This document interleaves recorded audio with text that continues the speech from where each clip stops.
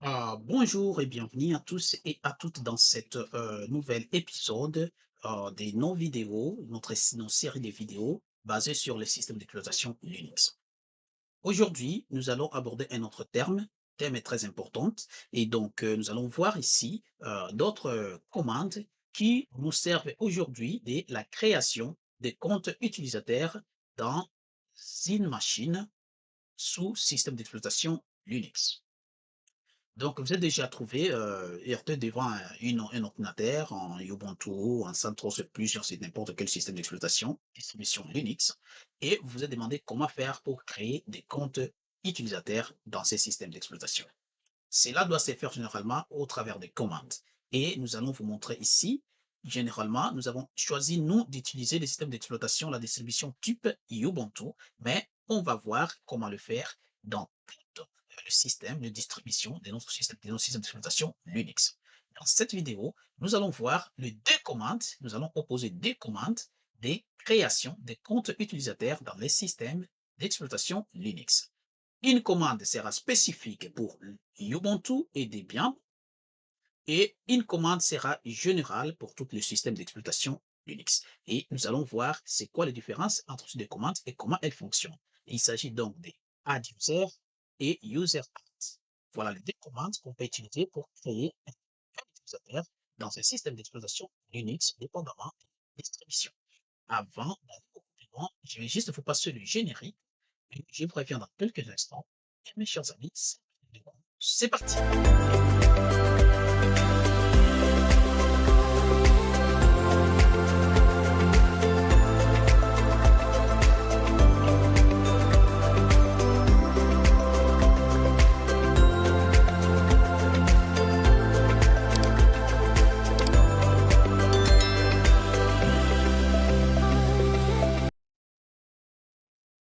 Et voilà, nous y sommes, mes chers amis. N'hésitez pas à vous abonner, à partager, à liker, à cliquer aussi sur notre cloche de notification pour recevoir les informations d'aide de nos prochaines vidéos.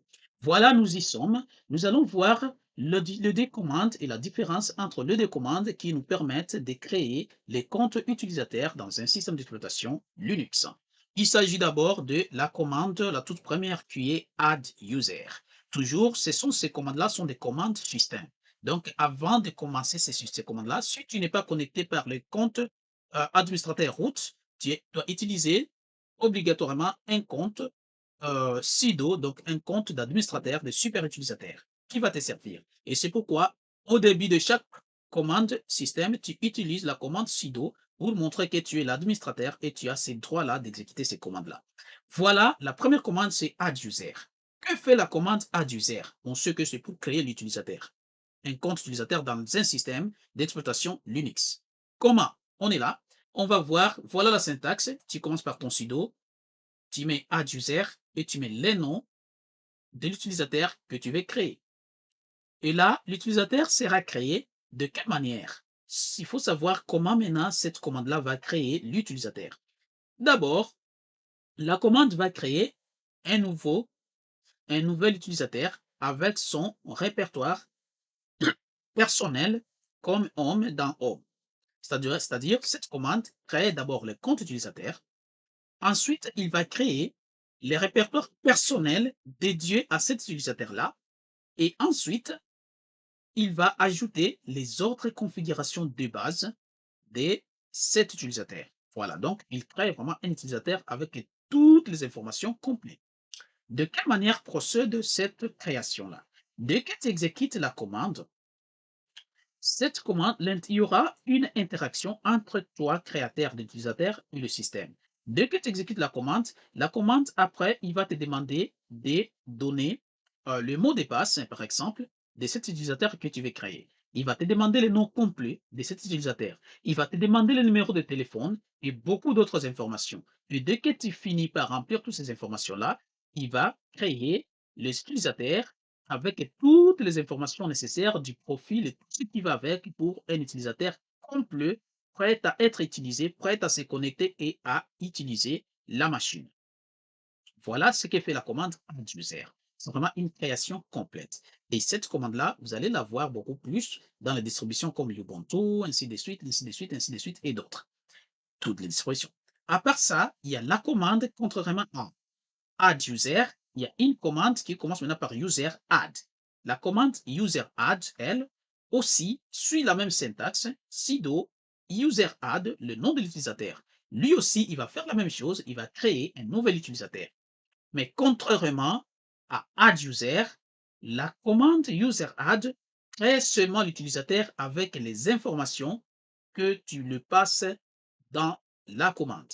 C'est-à-dire, si tu mets la commande, par exemple, user add et les noms de l'utilisateur, lui, il va seulement créer un compte utilisateur avec ces noms-là et il s'arrête là. Il n'y a pas de dossier personnel, il n'y a pas d'autres informations supplémentaires du système basées sur l'utilisateur, il ne les crée pas. Il crée seulement les comptes utilisateurs et il s'arrête là. Pour te dire, un compte directement créé par UserAdd ne peut pas directement être utilisé, contrairement à un compte créé par AddUser. Pourquoi il ne peut pas être utilisé? Parce que les comptes ne pourra, si tu n'as pas mis par exemple le mot de passe, les comptes n'auront pas de mot de passe, donc il ne peut pas se connecter. Et beaucoup d'autres choses. Le compte n'a pas de dossier personnel, il ne peut pas se connecter. Tu es obligé de créer toutes ces choses-là, d'ajouter ces choses-là manuellement par la suite pour que le compte soit vraiment opérationnel et complet. Ces comptes sont sous cette commande est beaucoup plus utilisée si tu veux créer des comptes de test, des comptes que tu vas utiliser peut-être plus tard dans le temps. Donc, tu crées juste les comptes avec user et puis tu le laisses comme ça. Là, le compte ne peut pas se connecter parce qu'il n'y a pas les mots de passe, il n'y a pas de répertoire personnel. Et dès que le moment venu arrive où tu pourras utiliser tu pourras utiliser les comptes, tu vas maintenant ajouter les informations nécessaires qui manquaient pour ensuite utiliser l'utilisateur. Voilà ce que font ces deux commandes. Donc, si je pour récapituler, on va juste vous dire la commande user add, il est juste utilisé pour la création rapide de l'utilisateur avec peu d'informations. Et la commande add-user, c'est la commande qui crée l'utilisateur d'une manière complète pour un système sérieux et responsable. Voilà ce que j'avais à vous dire pour ces deux commandes. Est-ce qu'il y a une préférence entre les deux? Il n'y a pas de préférence, tout dépend des besoins et de la situation à laquelle vous vous présentez et le but de l'utilisateur que vous voulez créer. Vous voulez créer un utilisateur de test, n'a pas besoin d'utiliser add-user, mais tu veux créer un utilisateur employé, bah là, tu dois absolument utiliser user add parce que tu dois utiliser add user parce que là, tu as besoin beaucoup des besoins de plus, tu as besoin de mettre un utilisateur complet avec beaucoup d'informations. Mais un compte de test, bah, quelques informations suffisent et c'est comme ça que ça fonctionne, mes chers amis.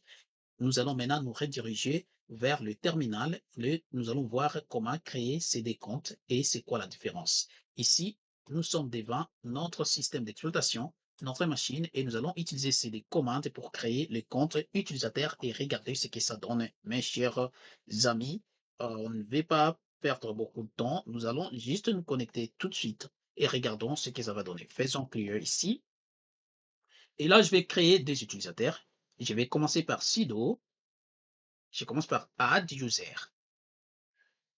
J'écris un utilisateur qui s'appelle Paul. Comme vous pouvez le voir, Paul doit être créé par add user. Et là, je fais entrer. Qu'est-ce qu'il me fait? Il me demande le mot de passe. Je vais ajouter un mot de passe. Il me demande de taper. Je vais faire ça.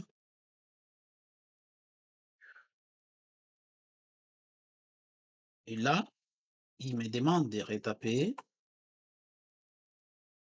le mot de passe. Et après, quand je retape le mot de passe, il me dit quelque chose. Il me demande les noms complets. Je vais dire, il s'appelle Paul Léon, par exemple.